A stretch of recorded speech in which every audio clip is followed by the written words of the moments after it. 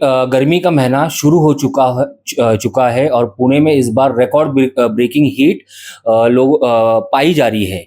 ऐसे में एक मैसेज वायरल होता है जिसमें बताया जाता है कि ये पुणे में 50 डिग्री जो टेम्परेचर है वो क्रॉस होने वाला है और इसकी वजह से जनता में एक चिंता का माहौल पैदा हो चुका है और उसी उसी मैसेज की पुष्टि करने के लिए आज हम आए हैं हवामान खाते में और हमारे साथ है सीनियर साइंटिस्ट सानप सर से हम बातचीत करके जानेंगे क्या उस मैसेज की क्या सच्चाई है और पुणे के टेम्परेचर के विषय में हम उनसे बातचीत करेंगे। सर नमस्ते। नमस्ते। सर एक मैसेज वायरल हो रहा है, वो बताया जा रहा है कि इंडिया आपके खाते की ओर से आया है और उसमें ऐसे भी बताया गया है कि 50 डिग्री क्रॉस हो रहा है। क्या कितनी सच्चाई है इसमें? हाँ, मैंने वो मैसेज देखा था। उसमें ऐसा बोला गया है कि 29 मई से लेके 2 जून का जो पीरियड है उसमें टेम्परेचर है 45 डिग्री सेल्सियस से 50 डिग्री सेल्सियस में जाने की संभावना है।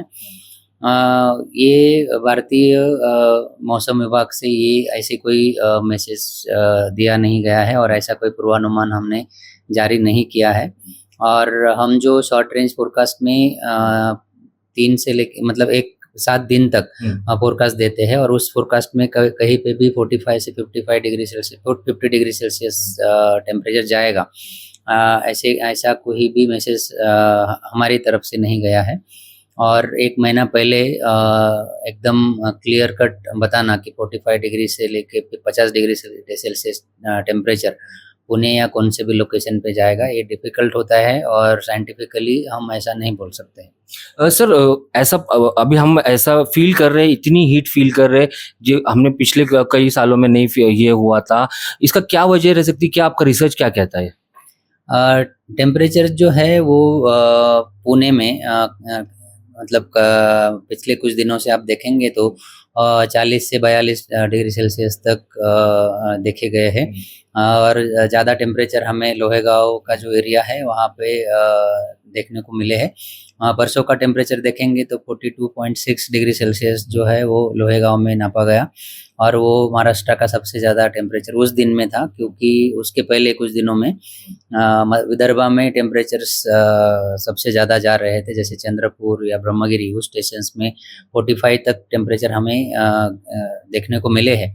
लेकिन अभी लास्ट 2 दिन से विदर्भा में बारिश हो रही है तो वहाँ पे टेम्परेचर कम हो गए, इसलिए उस पर्टिकुलर दिन में परसों में लोहेगांव का टेम्परेचर जो है वो सबसे ज़्यादा नापा गया। और पिछले कुछ सालों से हम देखेंगे तो टेम्परेचर जो है नॉट ओनली महाराष्ट्र और इंडिया, ग्लोबल टेम्परेचर जो है वो बढ़ते हुए हमें दिखाई दे रहे हैं। और ऐसा नहीं है कि इस साल ही सबसे ज़्यादा टेम्परेचर हमें देखने को मिला है। आप लास्ट के टॉप 10 रिकॉर्डेड टेम्परेचर्स पुणे के देखेंगे तो इसके पहले भी हमें बहुत सारे सालों में टेम्परेचर जो है अप्रैल में 40-42 तक देखने को मिले हैं, जैसे कि 2019 उसमें 3-4 बार 42 डिग्री सेल्सियस तक टेम्परेचर जो है देखने को मिला था। सर कुछ राहत मिलेगी आम जनता को?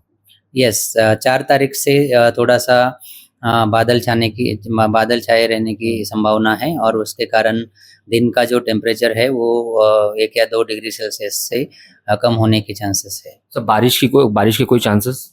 अभी तो लगभग बारिश के बारे में कुछ ऐसी जानकारी हमारे मॉडल्स में नहीं दिखाई दे रही है, लेकिन ऐसे कोई सिचुएशंस आती है या फिर ऐसे कोई कंडीशंस फेवरेबल हो जाते हैं तो हम अपने बुलेटिन्स में वो इंक्लूड करेंगे और उसकी जानकारी आपको टाइम टू टाइम देते रहेंगे।